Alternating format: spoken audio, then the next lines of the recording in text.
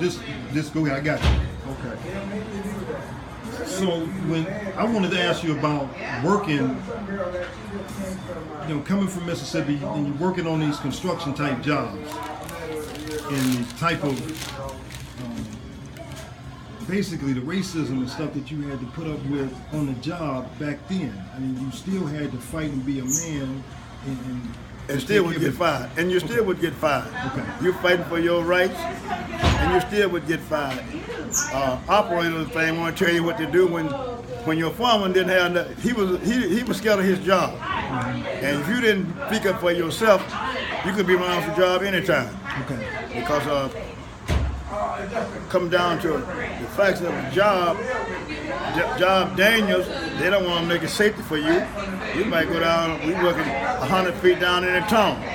Mud and rocks and everything falling in. We're drilling and shooting dynamite. You got to have some sense yourself. If you listen to them, they'll send you down there. Cave in, coming and everything, and everything, you'd be covered up by anything. But back then, it's almost the same way now. You got different people on the job. If one of us get a job position, he only look out for himself. He don't look out for his brother workers. But I looked out for my men. If he was living that day, he'd tell you about me. His sister can tell you what he said about me. I took him on my crew, didn't nobody tell him what to do. I told him what to do. I didn't let him do nothing hazard. I would go in the hole and check the ground and everything before they go in. Then I called on the phone and tell them, come on down and safe. And everything they did, I didn't have to check behind them. One time to push that pipe, I didn't have to go down there and put that grade bolt down. Ernie had that grade bolt down and ready to bring the pipe on home. And then we started tunneling out for another pipe. I said, he was a man. And what nobody on the job could do no more work than he did. If you cut air dog more than he cut it, you carried it in the hole with you. Now, the type of stories that we hear about, you guys, you basically had the job, but you had to almost sometimes fight at the job to keep your job. That's right. Okay. So tell me some of the things that you guys almost physically have to fight and sometimes even carry your guns just to have the opportunity to work. Well, I remember a job we was on, and Ernie was lead mine on that job.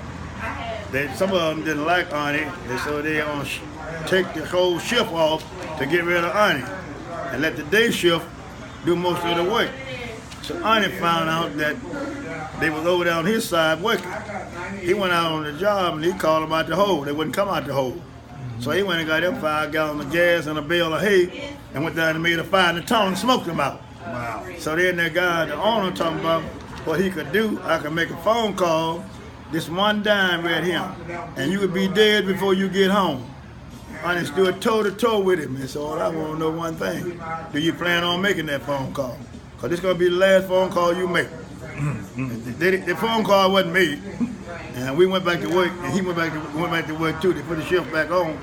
You just have to fight for what you wanted. Okay. If you wanted a job, you had to fight for it. But they didn't want to see you making that kind of money and had the thought that you had on the job. Okay. And this was just based because you were a black man. That's what you were a black man. You was a black man. Right now, it done got so, ain't no black hardly working in the tunnel now. They got the machines and the white boys got a job now. Okay. The black don't have them no more. The white boys got them now. They running the job now. But when back in our day, it was all manpower work. And they couldn't run them speeds. I done cut much more than 2 men cut. He cut that much mud himself. Couldn't nobody keep up with him with that speed. He was a good worker. And he worked hard. He meant what he said what he meant what he said. He wasn't no Uncle Tom and he wasn't no yes man. He was his own man. That's why I like him so. Okay. And you know, Erine, how long you guys been friends? How long did you? Over 50 years. 50 years you guys. Oh, he was my kid's godparent. Okay. He was my kid's godparent. And all of my girls and boys crazy about Big Auntie. He was crazy about Big Auntie. He come to my house and ate dinner. My wife liked him. She worked at Chrysler. She didn't work construction. She worked at Dodge truck plant where they make the Dodge trucks at. Okay. But anyway, Auntie come to my house, eat. We go to Chicago together. He had a big white Cadillac there, and I had a white 98 Oldsmobile. I ride with him. Jimmy Brown had a Cadillac, white one too. Thunderbird Bob had a TV. We all had big cars. Okay. We made that money, and we bought what we wanted. Okay. So Now your wages were different back then. You had to fight. You didn't get paid. You didn't get paid the same wage as the whites did. No. But you had to fight for that. But you had to fight for them. Okay. And like me, I negotiated all of my men wages. I go to the owner and tell him what we'll work for. Owner said, yeah, but the superintendent didn't want to go along with it. People in the office, so sometimes we have to quit to get the money. Okay. And when you quit, they call the owner and they didn't quit. Okay. Then he called me and wanted to talk with me and asked me what I think. I said, look around the job and see what's finished on this job. Everything that's finished here on this job, me and my crew did it. So he said, I'll give him the raise. And he give it to him. The owner wasn't like the rednecks superintendents and stuff like that. The owner was a man, rich white people got money. They ain't like poor people. All they want you to do your job. Okay. And they'll pay you. Okay. So that's why they didn't want you to talk to the owner. But that's who I went to. They said I didn't believe in going to the bottom. When I had a problem, I went to the owner of the company, not the superintendent. Okay. I went to the owner. So they said, you don't believe in going to the bottom? I said, no. When the bottom ain't for me, I don't go to the bottom. And I always had it, got what I wanted. Okay. When he hired me, I told him I want the same thing the white boys got.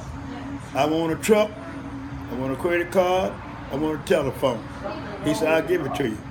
Oh, a lot of the black guys said, he don't get no truck, because they was brainwashed on what's been going on. Okay. But I went to the owner, not to my, if I went to the superintendent, I wouldn't have got no truck.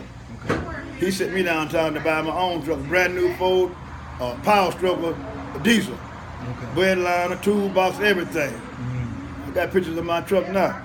Mine, I've been retired about 20 years. I got pictures of my truck. Of your truck. Yeah. So you guys didn't have, I mean, you couldn't go to the labor board, you couldn't call no civil rights leader to come in and speak on your behalf. You guys had to stick together as black men. That's right. We had to stick together to get the job done because they said they don't want them on their job. Still, white people couldn't come out on my job. They might meet me on the corner, but they said they can't come on the job. So you had to fight for what you wanted.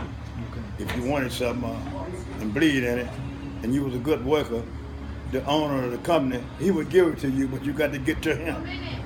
Your supervision don't want you to get to him because he's going to listen to what you say. Okay. See, the owner said, you start at the top with a problem, which he was right. The labor taking orders. He have a foreman. So the foreman telling him what to do.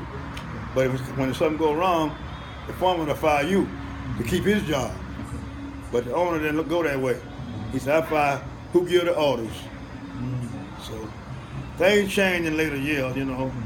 Some of them changed, some of them didn't. I mean, he said, some of them ain't gonna never change, you know. But I worked on some jobs, some they changed. You could talk to the owner. Rich person ain't like poor people.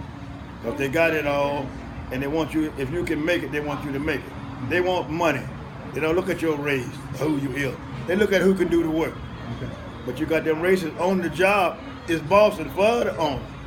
You might never get to the owner. The owner don't know your problem. So they do all they can to keep you from it. I'll tell you a story about me. I went on a job looking for a job one day, and I went to the foreman. He asked me, he said, what can you do on the job? I said, no, he first I asked him, was he hiring? He said, what can you do? I said, there ain't nothing on this job I can't do. He said, well, I know I don't need you, because you'll have my job next week. He ran down trying to tell the owner how much, what he doing and what he ain't doing, how bad the ground is. The ground ain't that bad. Right. But he wants the owner to think it's bad, so when he don't get his footage or something, he got an excuse. Okay. So he figured if I got that job, I'm gonna tell the truth. He gonna be out of a job and I'm gonna have his job. Wow. So he didn't want to hire me. Okay. We had a lot of jobs. So over 50 years, you and Erine, friends and seen your families raised together. You guys have seen all types of different stories and shared a lot of different memories and stuff. What's the one thing that you would pinpoint and say the most favorable memory of him? The most favorite memory I can say about him, you didn't have to stand behind him when you tell him to do something. If you had him lead man on that pipe, the time for that pipe to go in the ground, everything was right. The grade bowl was right, the center was right, everything. Okay. And that's what I like about my workers. I stand up for them.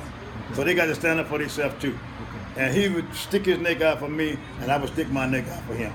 So I didn't have to go in the hole if I didn't want to go in the hole, because if you got a good lead man, He gonna make sure everything is right. Okay.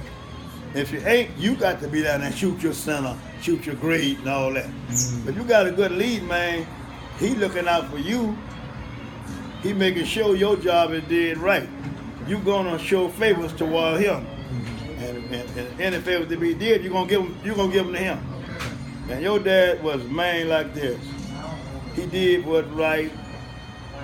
He was upset. He said what he meant, and he meant what he said. Okay. So I can tell you that much about Big Guy. Big Guy, like he can tell you, he worked with him.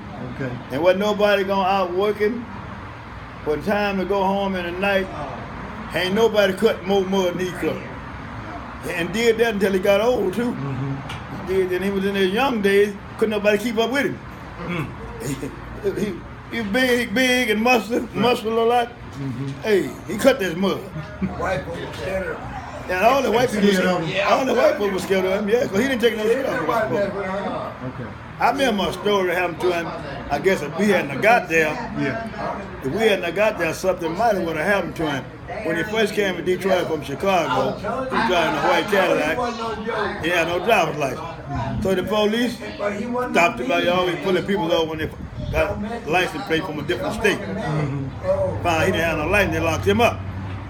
So they had him in jail. He done called Jimmy Robinson. Me and Jimmy Robinson, Rico, was going to get him out on bond until he go to court for driving without a license. So we heard all the noise when we come in the precinct, coming from back at the cell. He done told the lieutenant that his mammy should have crossed her legs when he started out and choked him to death. And they wanted to jump on him. He said, "Come on back in there, knock the doors down and come on." But then nobody go in the cell where it was.